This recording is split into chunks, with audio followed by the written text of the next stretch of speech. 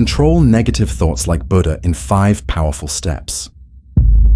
How do you take control of your negative thoughts?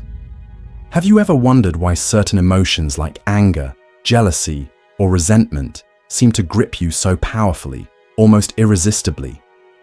Is it really about your personality, your upbringing, or your circumstances? Or could there be something much deeper happening beneath the surface? Buddha, one of history's most profound spiritual teachers, believed that negative thoughts are not random or uncontrollable. In fact, he taught that you can master any negative emotion through 5 powerful steps, all rooted in the deepest layers of human consciousness. In this video, we will explore Buddha's fascinating teachings on mind control, emotional mastery, and why negative thoughts magnetically pull you into cycles of suffering, not because they're unstoppable, but because of how your mind naturally operates. We'll dive deep into the unconscious patterns that shape emotional reactions and reveal the 5 profound steps that can transform any negative mental state. Steps that go far beyond surface-level techniques and instead reflect the architecture of mental training that Buddha discovered 2,500 years ago. Before we begin, make sure to subscribe to the Moon Mind Temple channel and join our community where you'll get early access to new videos and insights on spiritual growth and mental mastery. Now let's get started. The natural tendency of the mind. We often like to think of our negative emotions as unwelcome visitors, sudden storms that appear without warning. Yet for Buddha, even the most overwhelming emotional reactions follow a deeper pattern, an inner logic crafted not by chance but by the untrained mind. What feels like a spontaneous burst of anger or anxiety is rarely spontaneous at all. It is the visible result of invisible mental habits shaped by years of unconscious reactions, unprocessed emotions, and automatic thinking. Behind every emotional surge is a structure, a silent architecture of the mind that guides us towards certain thoughts and not others. And this is where Buddha introduces the fundamental insight about consciousness. Each of us carries within us a mind that naturally tends toward the negative. Buddha compared the untrained mind to a wild elephant, powerful, unpredictable, and potentially destructive when not properly guided. This wild mind doesn't disappear when we ignore it. It waits. It speaks to us through intrusive thoughts, emotional reactions, and impulsive behaviors. When we encounter situations that resonate with our mental patterns, we feel overwhelmed in ways that seem mysterious, even inevitable. But it's not the situations controlling us. It's our untrained mind responding in the only way it knows how. Imagine a person who has spent their life reacting to criticism with anger. When they receive feedback, even constructive, they feel rage rising, seemingly beyond control. That feeling isn't random. It's the culmination of mental habits, of never having learned to respond differently.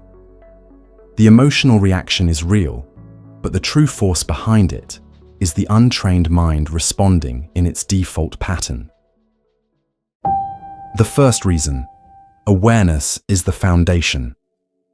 Buddha taught that there are 2 fundamental reasons people remain trapped in negative thinking and 2 corresponding paths to freedom. The first reason is simple yet profound: lack of awareness. Most people live on autopilot, completely identified with their thoughts and emotions, never realizing they have the capacity to observe them rather than become them. This awareness, what Buddha called mindfulness, isn't just another mental technique. It's the foundation of all mental mastery.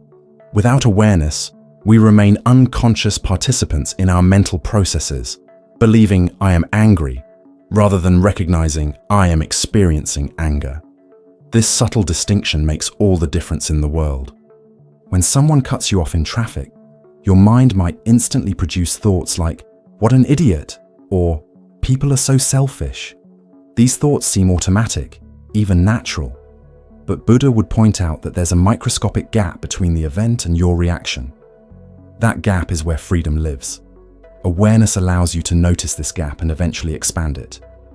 The first step in Buddha's system is developing the capacity to catch yourself in the act of thinking negative thoughts. not to judge them, not to fight them, just to notice them with calm, clear awareness. This might sound simple, but it's rarely easy. The mind has spent decades operating on autopilot, and bringing awareness to its movements requires consistent practice. Buddha compared this practice to training a puppy. You don't expect the puppy to be perfectly behaved immediately. You gently, consistently guide it back to where it should be, thousands of times if necessary. This patient persistence is how awareness grows. The second reason, the need for a systematic approach. The second reason people remain trapped in negative thinking is even more fundamental. They lack a systematic approach to working with difficult emotions. Most people either suppress their negative thoughts, which only makes them stronger, or they indulge them, which creates negative mental habits. Buddha offered a middle way, a gradual progressive training that neither suppresses nor indulges. This graduated training acknowledges a profound truth about the mind. Different negative thoughts require different approaches. Some negative thoughts are like gentle breezes that can be redirected with minimal effort.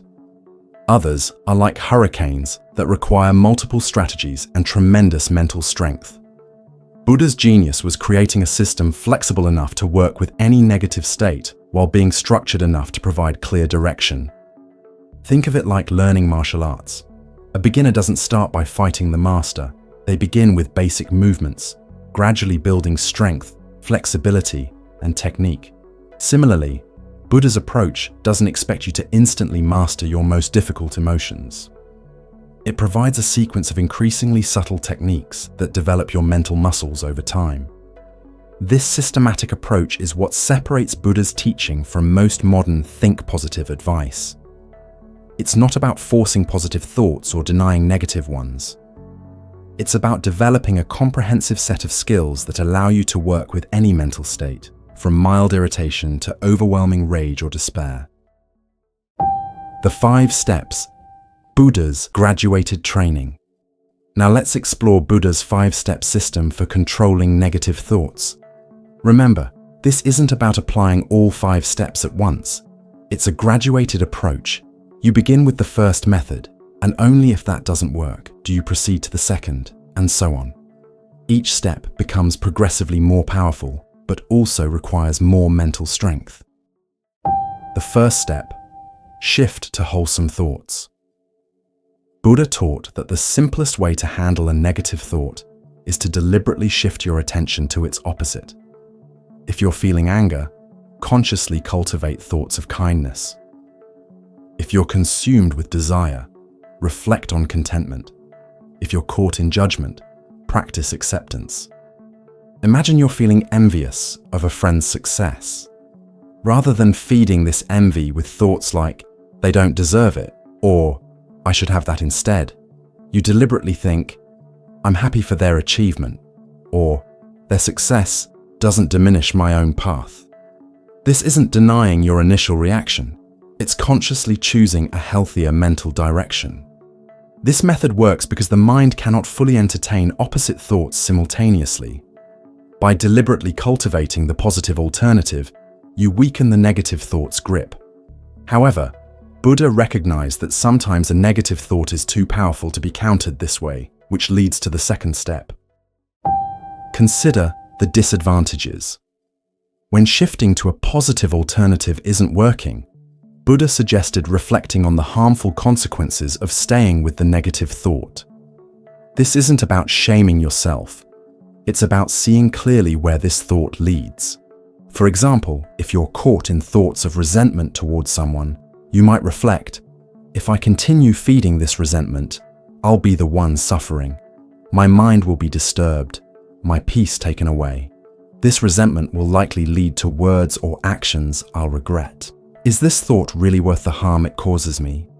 This rational reflection can often break the spell of a compelling negative emotion by appealing to your deeper values and your desire for well-being. Yet Buddha knew that sometimes even this logical approach isn't enough, which brings us to the third step. Before we continue, I truly hope you're finding this video insightful. If so, Don't forget to share it with anyone who might benefit from these ideas. Your support means the world to us. Now let's continue. The third step, pay no mind. When the first two approaches don't work, Buddha suggested a more direct technique, deliberate non-attention. This doesn't mean suppression. It means consciously choosing not to engage with the thought, the way you might choose not to engage with a pushy salesperson. Buddha compared this to a person with good eyesight who simply closes their eyes or looks away when confronted with disturbing images. You acknowledge the thought is there, but you don't give it your attention. Instead, you redirect your focus to something neutral or beneficial, like your breath, a task at hand, or physical sensations.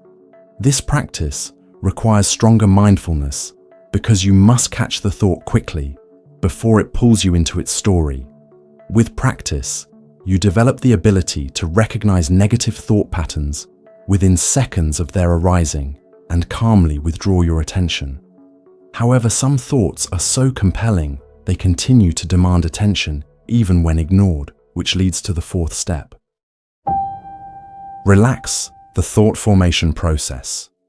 When a negative thought persists despite ignoring it, Buddha taught a more advanced technique, examining and relaxing the mental process that creates and sustains the thought.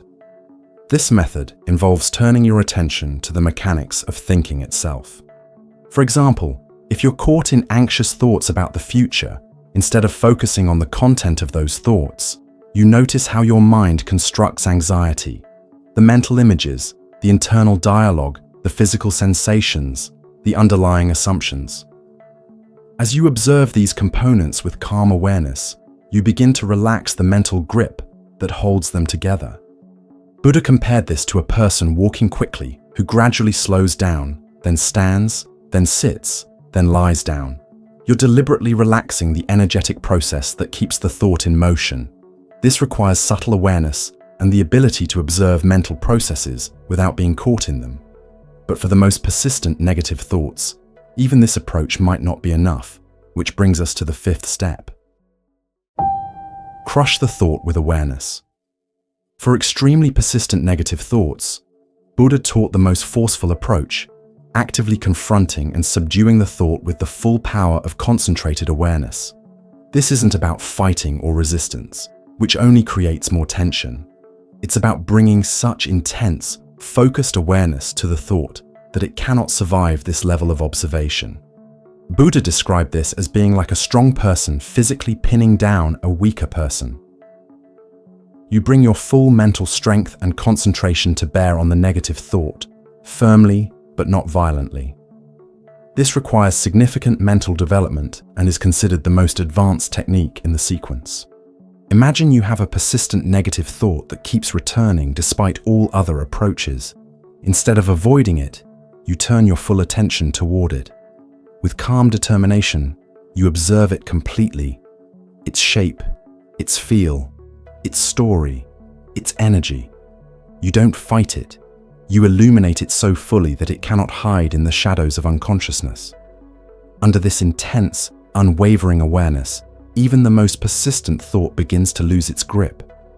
These 5 steps form Buddha's graduated training for working with negative thoughts.